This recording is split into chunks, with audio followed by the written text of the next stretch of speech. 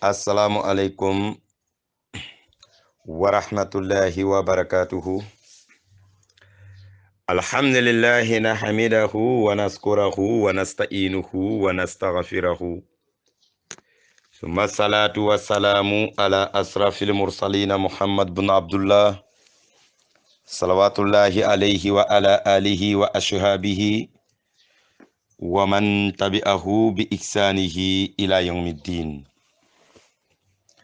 Ngala jayi ka tentu man somen atala jarta tentola kasal kila nyumama sallallahu alayhi wa sallam kila min atala fisiyata alala dafengo mume beti watamirin kola nganna forum omol be konton Sheikh Yakub forum kabirin forum wan fokatabula forum 8 kan dairatu Yakub diaspora kafo mogolu ngali konton nganna kafo mogolu konton melbe sabatirin yen kombo banko kan University of London bunto kafo mogolu ngali konton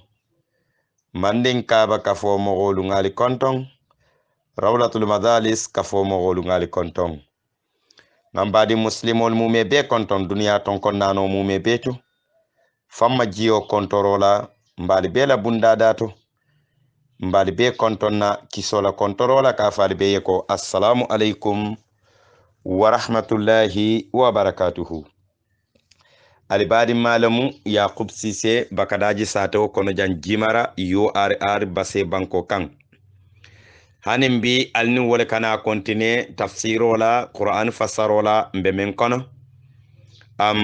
bi arabalumbala November karo atilitan anin worowula 2021 sango kono mbali e soro men kono wala mu suratu taubat soro kono ala ayatan ani woro mbe wulilaliye waleto insha Allah. أعوذ بالله من الشيطان الرجيم بسم الله الرحمن الرحيم الحمد لله رب العالمين ما كان أمنيان أتنيانا أماندا تدالا موميكي للمسركين filankaf mogoliyen an yu umaru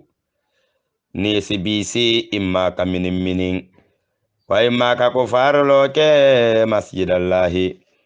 ala taala man sola misirola na talam alikabati shahidina itali fangolo jato be sede yari ala anfusihim ifangolo jato ka bil kufri kafiri yala ulaika وما أنكر جاو مغسي فالو حبتت آمالهم مزد الله كون ولا باركين دول مومي بيتي نيبولو وهم ومغولو خالدون إلى سايا كولا بلا ملا في النار جهنم كما كونو لبنيا جويا سابو كمالا إنما يأمرو مليان تكبيسي أنكا كفر لوكي مساجد الله على المسيرولا من والممخلتي آمنا من الإيمانيات بالله على تعالى من سوما واليوم الآخر الإيمانيات للبانلا وقام الصلاة يفرل صلولون دي واتولا وات الزكاة يجاكوبون دي أبون دي واتوتو ولم يقصى يبقى سلام هدمدين كلنا تونيان دي رولا إلا الله نعم كالا تعالى من صلتي فاسا أولئك ومن كدن يمامو لتمدوبا تولو دي أن يكونوا ومغولبكلا من المهتدين والبكلا كندلالتي واتو منا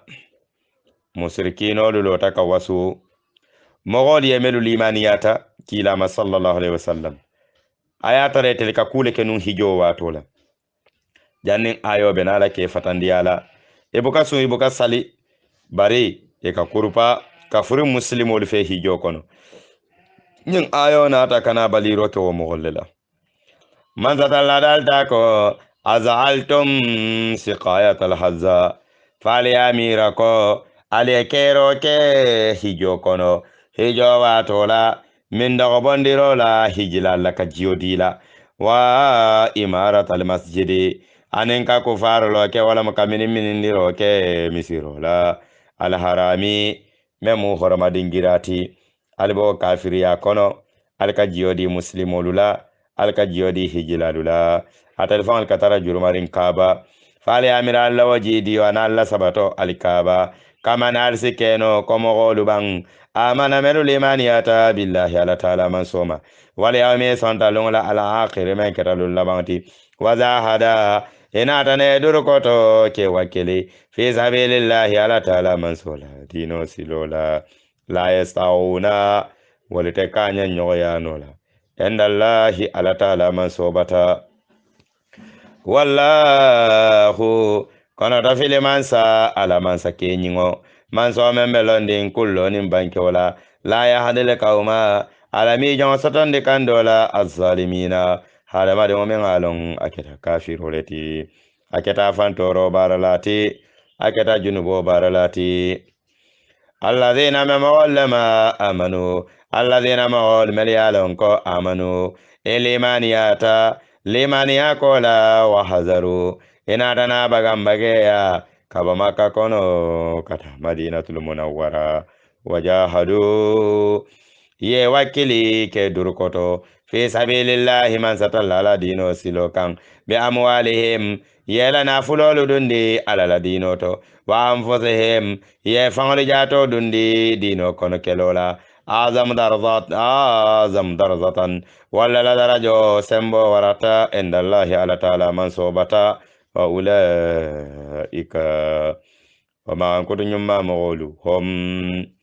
nil fanfaŋolu alfaizuna ñiŋ lamu ni ba soto lalu ti yubasiruhum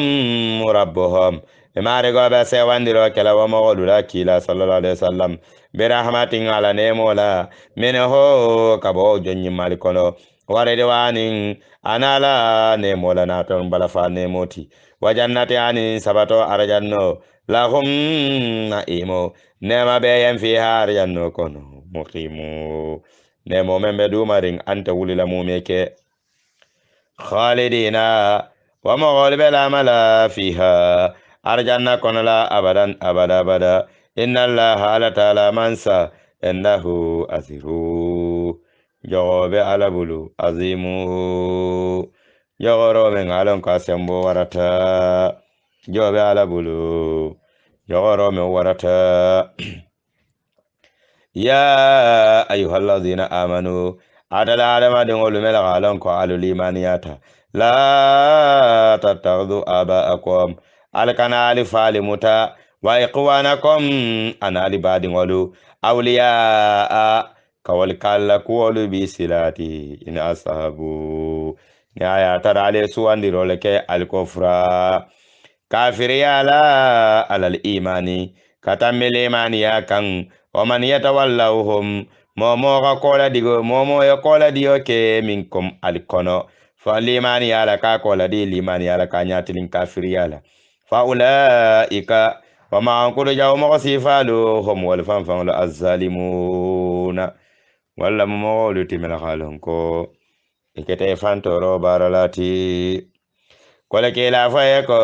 in kana aba'ukum ni aga tara alifalu keta wa abuna ukom anali dingolu wa ikhwanukum anali badingolu wa azwajukum analla musolu wa asiratukum analla khabilo mogolu walla jartaliyen walla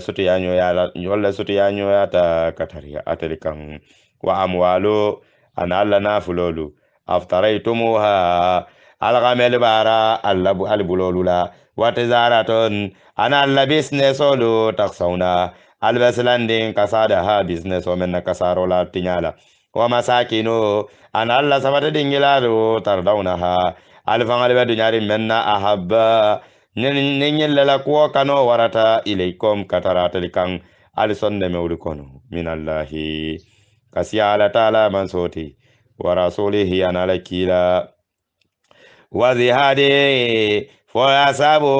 المنجحد كدر كتو في سبيله على الذين سلوكا فتربصوا وتعلقون دروك حتى يأتي الله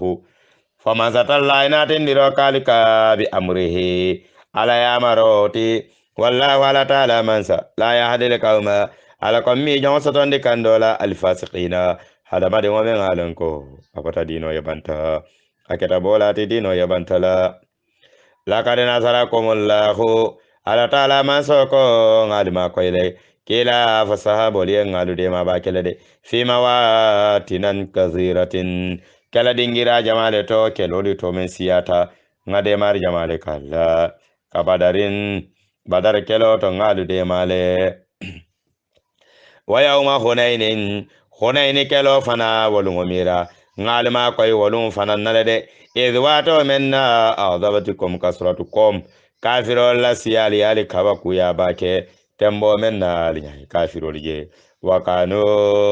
kotumo kafirol keta isna asara alafa mo wulitan nin fula arba'ata alafin mo wulinani damma muslimol kono kafirol be mo wulitan nin fula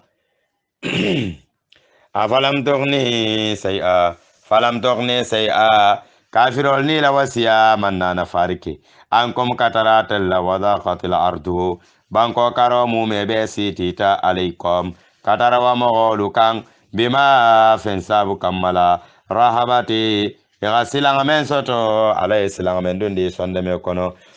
silanga nyin sabu kamala summa wallaytum ina tane ko di yalula mudibirina e ko mo lu kai man so iman yin no ni si sabatino inin kila e kele fa fomma wakale ban hunay ne kele to kafirol mo wuli tannin fula atal mo wuli nani moro wolte mo jam fata nyola abe ko kafirol ye dam mo wuli sai ye da wala kontola bar alana tana silangoleng le dundi kafirol sonde me kono iman na hani no jote yata iman sabatino ka kila na la saibol be nyoyano iborta summa anzalallahu manzatalla konnata naji genniro ke sakinatahu na lamani ala ni sonda meten kungla ala rasulihi kadaran nakilaka wa alal mu'minina an mu'minolu wa anzala zunuda nata kele ke doli jindina alukan lam tarawha alinyaluma menje wallahu malaikolati wa zaballadina kama qoli yakankata kafaru mel kafiriyata aliye dole faga ke kanate ge alaga dole muta ke jonglu ti ke joyandi wa zalika wa men yanti jazaul kafirina wala makafirulu sarati summa yatubu Allahu wa qala ala ta'ala man sonatana tubo barajo muta min ba'di zalika wa tamirin qala alaman nyoka yasha ala lafza men adum muslimi yakono yasa man satalla parta kamen na tubo muta alamu alayen bela tubo muta kayan famu me beyen alamun dunna jongli kono alabe dunyala mel yen kela tubo muta wallahu kono to fili man sala man sakallan ke man sanyimma khafuru kafar man salam alati rahimu ne malala mati ala jonga kamen ngato nyagi to nyago kola na tana tubi kafan sa ya ta'ala man so kan ya ayyuhallazina amanu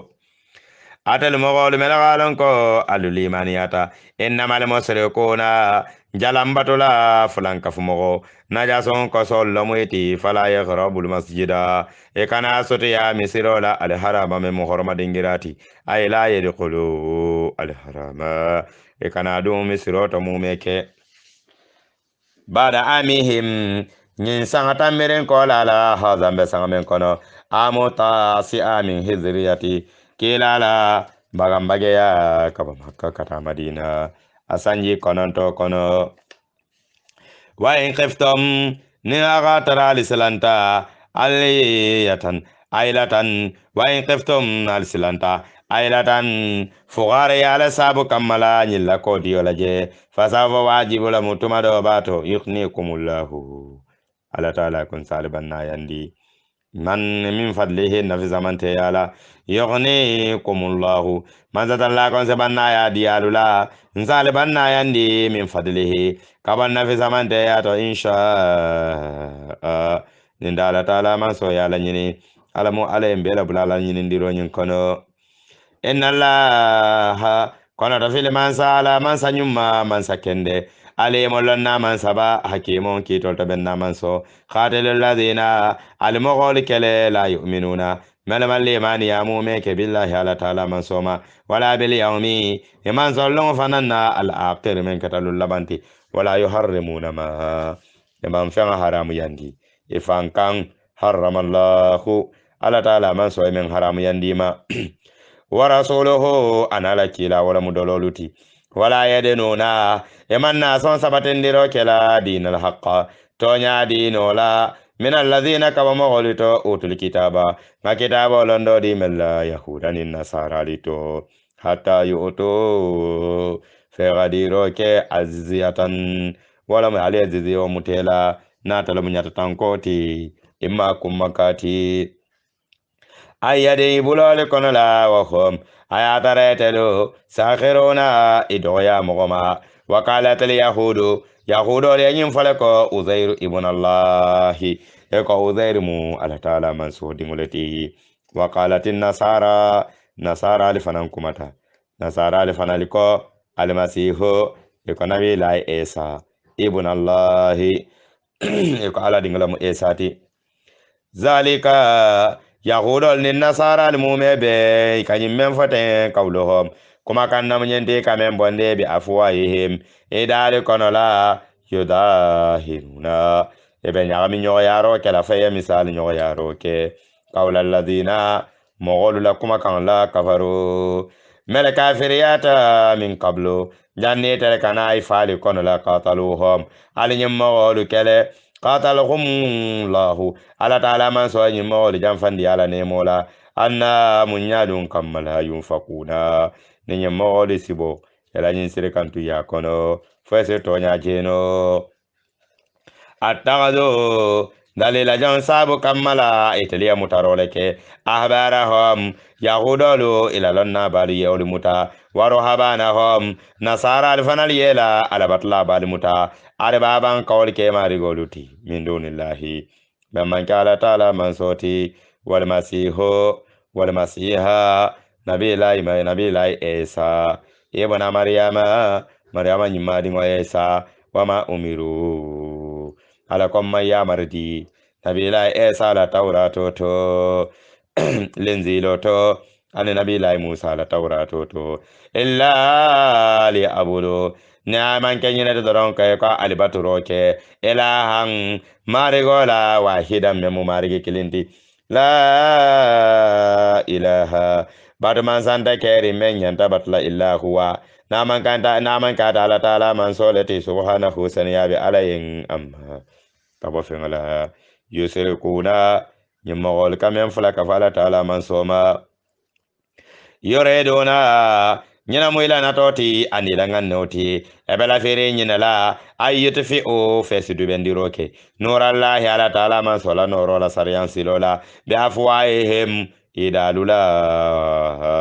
barito noro du bennola wa ya ballahu ala taala man sonta sonna mumeke manzatalla man son anta sonna kafirolla o du bendirola illa ayyutim manurahu fala ya ala noro lan kedamande ala noro timmande wala wakar hal kafiruna hannu wagu ya ta kafiro ya nyawo nya ala e jongo kementi abi kala walati ala e men kere kere hada madingu ye bo sotolale fere to wala ala e jowo jonke muslimo te be kala muslimo lati limani ya jongodu ala taala man so e limani ya la nyini ngeye be kala limani ya jongo lati doron ala e khayro la nyini ngala jowo joyen wo khayro te faale ma woje nyala foye ko kayra dun kewto doron ni ala ko be kala mo bati hani duniya be le jawya ismo baya ne ala ka be tombo na e suwandi ke kala jon kendoti hani duniya be le yakodi la wallahi sikala la jon kendoti yaqtas bi rahmatihi man yasha'u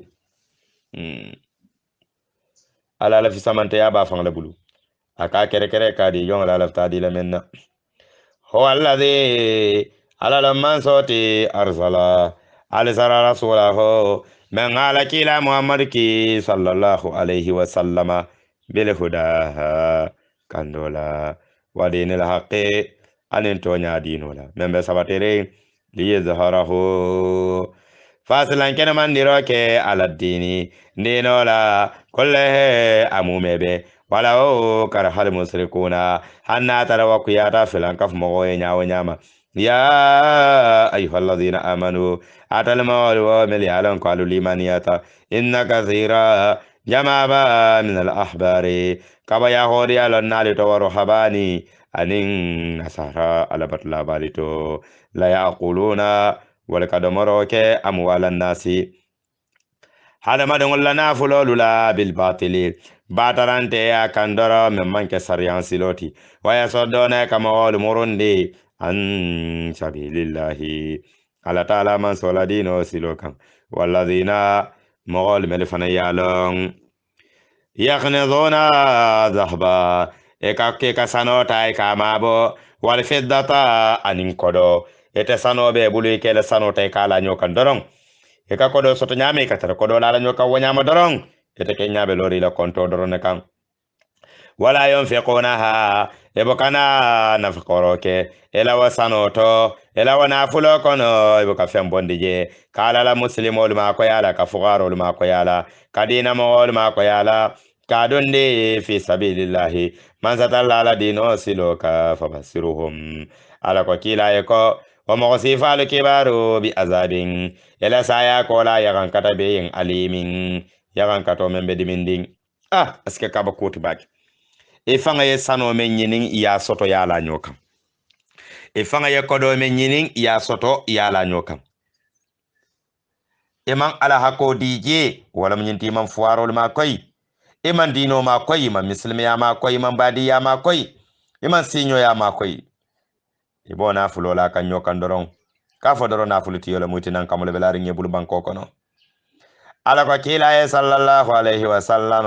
wa mawsifalu ikibaru ya fo yen ko yagan kata be yen alimi yagan kato men bedi minni ya malon amira yuhuma jahannama kima be muraro kela alaiha wa maghulula fi nar jahannama kima kono ebo mogolu pasila jahannama kima kono yohoma ise pasiro ke jahannama ainola عليها ومغولك في نار جهنم كما كنو فتقوى ذبابهم اسي نادالو باسي بها جهنم اينو نينا وذنوبهم اسي كرتان تانغلو باسي بها جهنم اينو نينا وظهورهم اسي قول باسي بها جهنم اينو نينا إذا ملايكول سافوين pasiro nyi watoto haza izafo ya nyina mufenti haza ma nyina mufenti qanajtum aliyamin mabo li anfusikum alfangulu jato yen fazo koma alfangne ne kuntum altartanu takhnizuna alkamen dum banki kono takhnizuna alkamen mabo kelandi takhnizuna alla mabo rufang nyiri talbe jawyari nga kan alta sonna ka kabala fa hadma dunliyen alta hina la mogolu la mumeke aske kaba kote de e fangala na fulo wayta ke fero to jahannama ke nyada pasi ke karatantangalu pasi ke kolu pasi ke guloni subo be wutu jahannama be nyamenna femma wasabu fokutun kanna ya anin jawya e boka sonna kabala fa mogoliyen eta muslimi ya ma koyla eta fuwarol ma koyla eta miskinol ma koyla eta ale timo ma koyla eta dino fasala ela na fulo be laren doron e kungudamma e ba nyinen ke kunguyen ya soto e kunguyen ya domo e kunguyen ya balu e kunguyen ya faga e kunguyen ha Allahu akbar kabako inna idatu suhuri karol konto endallahi masatallabata esna sara sahara wala mukartan anin fulati fi kitabillahi ala ta'ala man sallallahu alaihi mahfuj wala to yawma lungomira khalaqa samawati man satalla san fata warulota wal arda anu bank fata warulo minha abenyin kartannin fulo kono arba'atu nani be kono la hurumu walmo horma karol lati nyin kartannin fulo kono walamo horma karol lamwoti zil qadati bannama kono wa zul hizzati anin banna karo muhrimu anin muhrimu karo wala muskoto karoti warazab anin arajabo karo zalika wa men jentaliyen addino ñinama dino ti alxayimu dino men be tilindin fala tazlimu alkana alfantoñin alkana alfantoro bara alkana toñindiro ke junubi baro la fihinna ñin karul kono aman bete a karo bele kono bar saka ñin karo kono fala tazlimuna anfusakum alkana alfantora alkana junubo bara kala alifanjato kan fihinna ñin karul kono la fa waqatilul musrikina ale fulan kaf mogol kele kafatan karo mume bela na man kenyin karna no le kono ti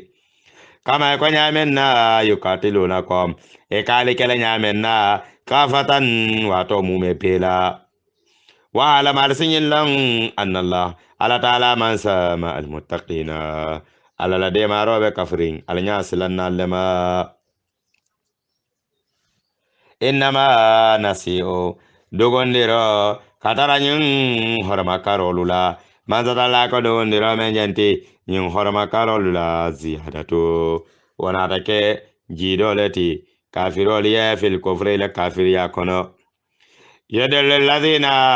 fonsimogol sotondi filola be hewa sabu kammala kafaro mel kafiriyata yuhillunahu wal kadandi yaro ke aman sandola wa yuharrimunahu e ka haramu yandiro ke aman sandola liwatiyo fesi be nyogo yaro ke haramonin halalola iddatan kontola ma fen kontola haramallahu ala taala man so men haramu yandiyen fayuhillu ma kafirol ka feŋle dandiya haramallahu masatalla min haram yandi katare telika zayina so o shaytano le masibo masiti lahum katare teliyen amalihim ila ke barolito wallahu ala taala mansa la yahdi alqawma ala tajon soton dila kandola alkafirina melketa kafirote iketa kutun kannoti iketa balannati ya ayyuhallazina amanu atalma walwa malul imaniyata malakum mondon batar yen iza qila lakum ne kale ko atalma wal mel yalan ko alul imaniyata ne kale ko anfiro alitaga aliyabori fi sabilillahi ala taala man sola dino siloka asghaltum wa kuwa kana guliya ka gole alima dalila jon sabu kammala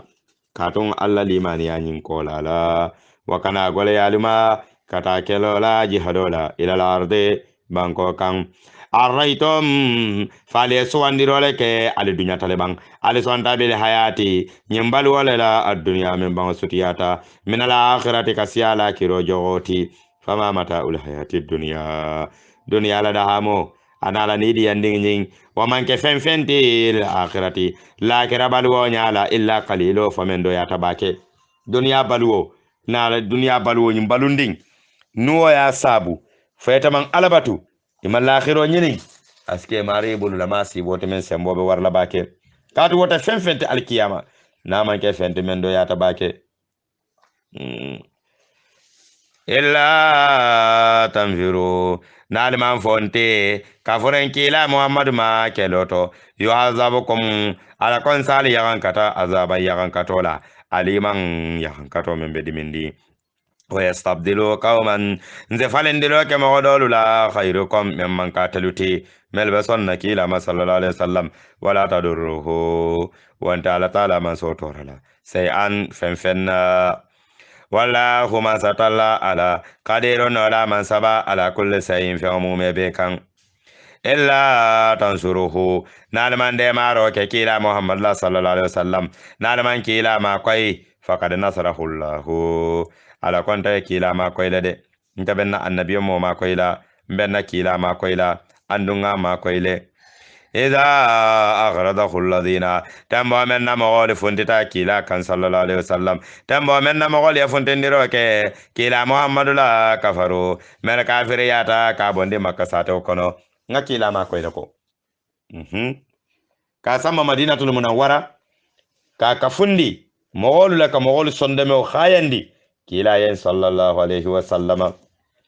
wato men na kila be funtila makatul munawwara saniya isnaini maghfula teri na teri kanun tewna teri wala be silo ka wala mu jonnin jonti kila muhammad sallallahu alaihi wasallam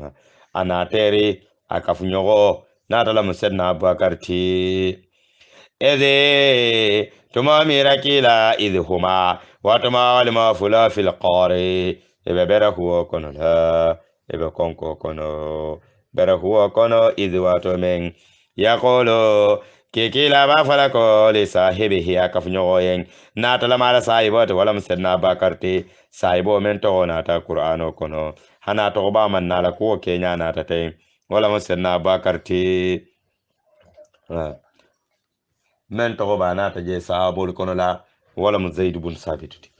barkila la sahabo men ala taala man so men kuma ndila sahibo wala mu sedna bakarti ako sedna bakare ko la tahzan kana sunnu inna allaha ala taala man sa ma ana man sa talla de marobe kafurin telmale kana sunnu mu meke ala taala man sa ala de marobe kafurin male anda be ma ko ilale kafirolu nata kam minin bere huwala kabirin kilana a suna bakar dun ta bere huwa kono sallallahu alaihi wasallam tal na jalo la bere huwa dala pura tamare bul jaro boita ka bere huwa da suki pura fana ye nyangala je ni tata burda kono ba tarrajele a nyin be ko lalem kafirolu natana sikka e koni ayatara nun kila dun ta bere huwa nin kono sambe non talen jalobe bola bere huwa dala le idunto wala jalo nyimbe bala jele tambi pura fana ti tala nyang jolonta baro be mu ala taala man so la tankarolet ala la tankandiro lon woti kila be senna bakari sabarindila ka jiso bambande kalimani ya fandi ya sonda me kono la akai kana silan ala taala man so be kafurim majanne ala la de maro be kafurim male jawolun tenjela sakeben torala فأنزل الله سكينته ما زاد الله كنا تنانا لمن يعني نصنع متن كون جيجندي عليه كتراني مولو كان وأيده نيسن بنتو يندي بجنودين كلا ملايكول ناتكبر هو نيمينين لم تروها يتلنيان من منجي ولا مو ملايكولتي وجعل كلمة الذين عليه مغلق مكان كفروا ملكافر ياتا ولا مكافرولتي fulan kafu mo luti wala kuma kan asufla ala yo ke kuma boyrinti kabirin tembo menna sulubula lali ya sulubula jabela lali ya jabela ko kila de muhammad me ba nyinin kan e malan abeda men to bare aman tambi janna wa kalimatullahi ala taala man so e kuma kan oke na taala la ilaha illallah kuma kan ti hiya wa al ulya ala ya wala ko tandi ka tambindi kafirol la kuma kaŋolu la wallahu ala taala mansa azizu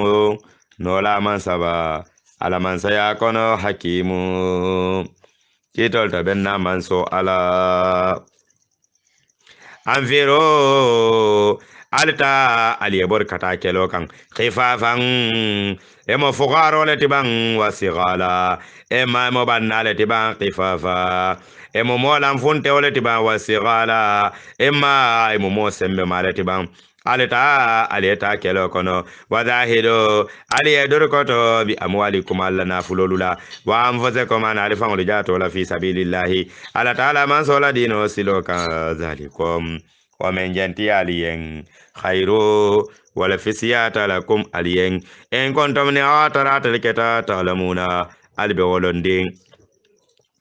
law kana aradan ni ayatara da mu ketanun khariban sutiya nyoya sutiya fenti mutafenti katara nafi woliyen wa safaran tamona tanake qasidan tema kunnan kati italien la tabaoka e babula no maro kela ite kila muhammad la na tara kata kela la da men je man jamfa nafi kol yaji ki koni tate be kusoto la je e ba jele be bulale no ma be nyimbe siyarin duniya kono e ka doje muslimiya dino nyin kono abe kudo kekan abe kula nyinin kanjede mbade muslimolu tukare nimbe kuwo kukela alinga ke ala damma kamma wallahi ya kuwo kuke ni ka kuke ala kamma ala ke wasale ando ala sila kuwoli sona yandi bare ka kana ke bulu ku flot ya kuke ku kamma e manna ku soto ye fo alala ka kuke ku kamma ye fo kula ye fo alala alinga wotu jede ka kuke ku kamma ye fo kula ye fo alala alinga wotu je alinga kuke ala kammansi ala soton si ku soto ninga kuke ala kammansi ala soton si ku soto man kana lillahi kana Allahu lahu wallahi bekele ala bekele ha kake ala jongoye ke ala wala kole yata nak bar ala ke jongoye wo sone yata la de fo ka wal imani ya soto walakin baradon molati sokato ta molana tana jamfa wala kolayata alaihim kataranyin nafi wolu kan wasa halifuna isa tara nali murunta aliyetara madina konola isineta kila kan ibe kalila billahi ala taala man sola lawe istata'ana ni ayataran tele noro kenun funtola la gharadna ma'akum sambinun be funtila kafurita kila muhammadu ka yohlikuna anfusahum ebe fan halagila faniya kaliyola adamadin ke kali kula fan yalon inin ala tema mbe kali kamena tenga manke tonyati mo masibolati de katara kali la kula mi yalon ko inin ala tema ibe kali kamenna amanke tonyati wallahu ala taala man sa ya'lamu ala levelon ding innahum kanyum mawlo la kazibuna nyelbe men fo kan tem fani afo la lemu ande be fani ale fo kan ni nata na tubi ila o fani afo la be da tubo mutalalde barni fawta kono wonya aske bulu masibo me yalon ko asembo be warla afallahu man satalla konna tana yanfa anka kataranye mogoluka lima fen sabu kamala ozinta edunyata lahum iyamenna hata yatabayyana fongalan kena mandiro ke la kaita kilae lilladhina mogolula sadaku mele tonyante yandiro ke katarete kila kan sallallahu alaihi wasallam wa ta'lamul kadhibina isina faniya fola li sute isi faniya fola li lo nyinka fundu kono la yasta'zinuna kalladhina mogol be dunya nyinu kela ite kila la sallallahu alaihi wasallam la yasta'zinu kalladhina mogol te dunya nyinina yu'minuna bil iman yarin billahi ala ta'ala man sola wal yawmil akhir ani hal kiyama sagan wa tola muminol tete kila dunya nyini na mu woltanare kan ka fay ko yang famma purun kanta kele dula hani wala to kela mok wala be pareri wala le be la firine kata kelo to wato mume be wala be la firi wala la pour ya funti doro yeta ma be kelo to bar woltanare ya fay ko yang fanye ngasi kanata kele dula wala be hammeri wala la e yelo e bon muslimi ay sabati ye fa imma kafirul fa in yo ye tuato imma dino e sabati waltenala ka foye ko yam famanga to suwo kono de ayo zahido wa mogol be udidur kotala kadu ke dur kota ka wakilo ke bi amwalihim ela na fululula wa anfusihim ani fa'ul jatola wallahu ala taala mansa alimu lonna mansaba bil muttaqina ala nyasilanna lula ala lebe londing ala nyasilanna lula lonna mansaba ala nyasilanna lula alamu ala yembeke ala nyasilanna luti jongo men silanta alala ala taala man sobe lon du walale hadama dingol la men silanta ta alala badingolu wa kammala mbe wala dalo la jang insha Allahu hanim bi alnali badim malebe tafsiro nyin kono natalamu yaqub siseti bakadaji satewo kono jan jimara URR base banko kan hanim bi mbaliye suratul anfal lota bi ayatan nani anin nani ngalo woleto alqur'ano la barako almajila gambia banko kan ani muslime banko to man tol mumi be alamu ale yan famu me beyen ya rabbi almu masatalla ayembe baraka qur'ano la barako sabu kamala almu alen so haju jarola ani suturo nin tanko ya rabbi suturo nin tanko almu alayo dimbela duniya lakira sawantewlu almu masatalla yam falema jangartolu almu alela jangarolu bo dete tunglu mogol melbe de tokono almu altala masoy kuto sono ya keyen melbe koma ñiningula koma sabato koma sabat kendo ñinin kan jidi ku ñummala almu altala maso ya deyen bizahi sayyidul wujudil mustafa al mujtaba al hadi muhammad bin abdullah salawatullahi alayhi wa ala alihi wa ashabihi wa sallam tasliman kaseeran jazilan mubaraka assalamu alaikum wa rahmatullahi wa barakatuhu